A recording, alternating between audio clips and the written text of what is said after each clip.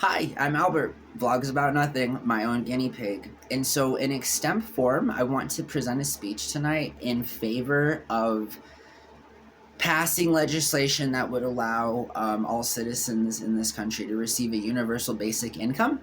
Why do I think UBI is such a big deal, and what I think its implications are, and why I think universal basic income is the only way to deal with all of the problems that are currently pending down the good old scale as it concerns our society. And so let's get right into it, right?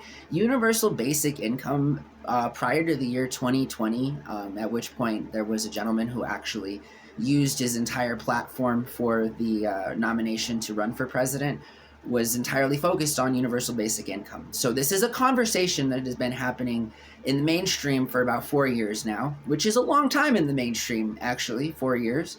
And collectively, there have been advocates for such programs since, Reagan era type, since Reaganomics. There has been a push and an effort from academia, from different scholars, from different business people. All of the references, of course, I do cite in all of these speeches. If not verbally, they're in the links in the description below. And even Investopedia has a page on universal basic income. And so, yeah, the concept has grown. And so, if you did not know what universal basic income is, it is the thought that the government should give all taxpayers a set amount of money each month, regardless of their race, color, or creed, just for being citizens, and this will, in effect, help the people who need it the most. Oftentimes, when we need to help out the lowest socioeconomic members of society, we have to strongly consider what's in their best interest, right? And oftentimes I'll hear the argument that universal basic income costs too much money. And so I want to talk quickly about a couple of things that will hopefully open up your eyes and allow you as a constituent and as a citizen of this great and awesome country. And even if you're not, you're watching around the world, you can advocate also, in your own locality for the demand, rather, universal basic income. And so obviously the biggest thing is cost, right? A lot of people on both sides of the aisle are always concerned about spending money when it comes to taxpayer money, when it comes to our own individual feeling about us, paying our fair share of taxes or whatever.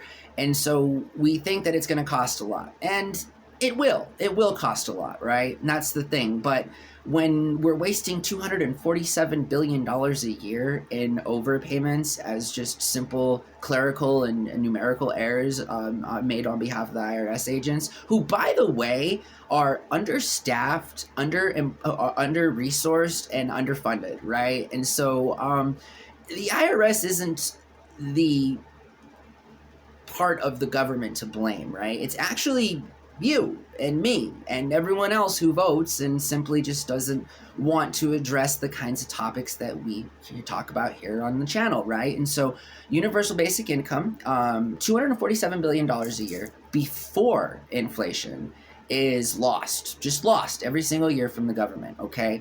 We spend over $1 trillion in defense. There's 1.7 trillion dollars, $2.4 trillion in simple payments for overpayments and errors and things in the last 2 decades alone.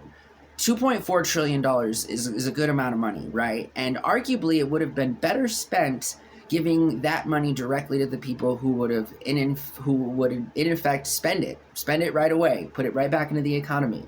And so this video is going to be a little bit longer than 4 minutes and 20 seconds. I'm going to try to get over it, but it's a really passionate topic to me, so I want you to stay tuned, all right? And the thing is, I know it'll cost a lot, but we also have to understand that every year the government sets aside money in the budget for programs that are not only obsolete, but are in fact detrimental to the citizens, to all of us. It affects everybody, including those people that have access to money and lots of resources and stuff.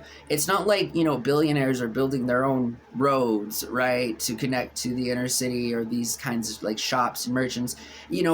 The world as it is here in America is one that you got to have money to play, to participate. And I think it's ironic that we don't want to give money to the people who need it the most and who are going to spend it the fastest.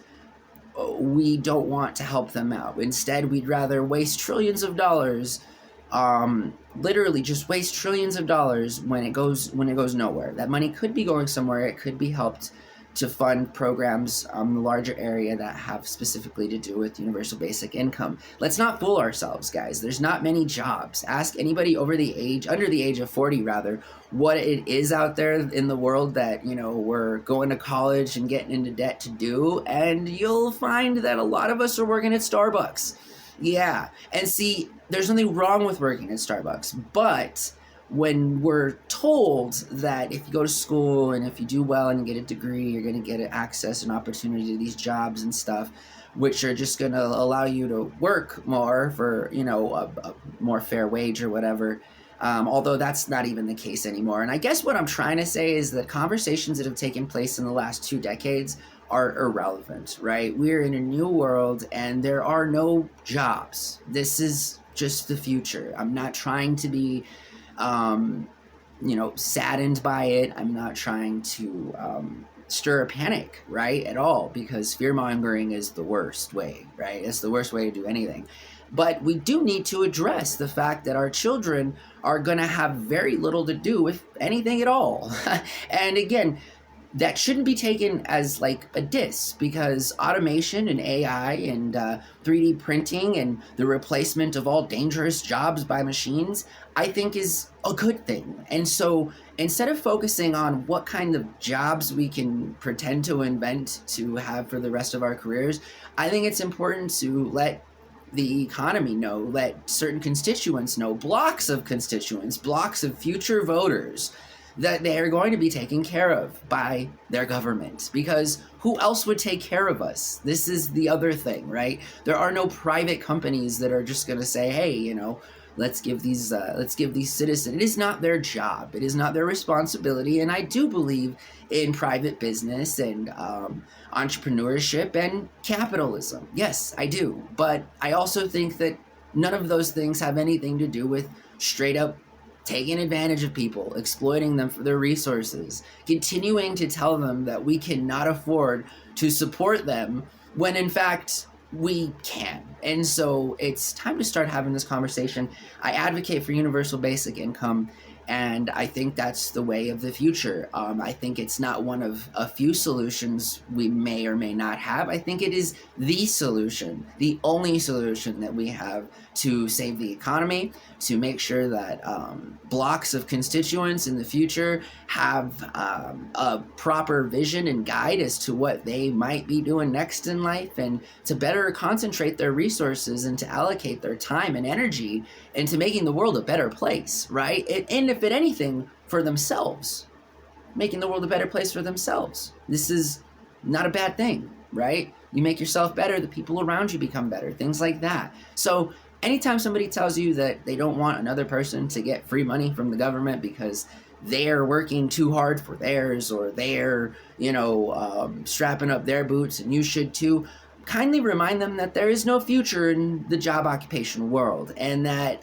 instead of trying to invent tedious tasks that benefit nobody, that actually undermine the potential of all of us and all of what we're capable of doing, then it's time to start having the real adult conversation about why it is the only way to take care of people as here in the future.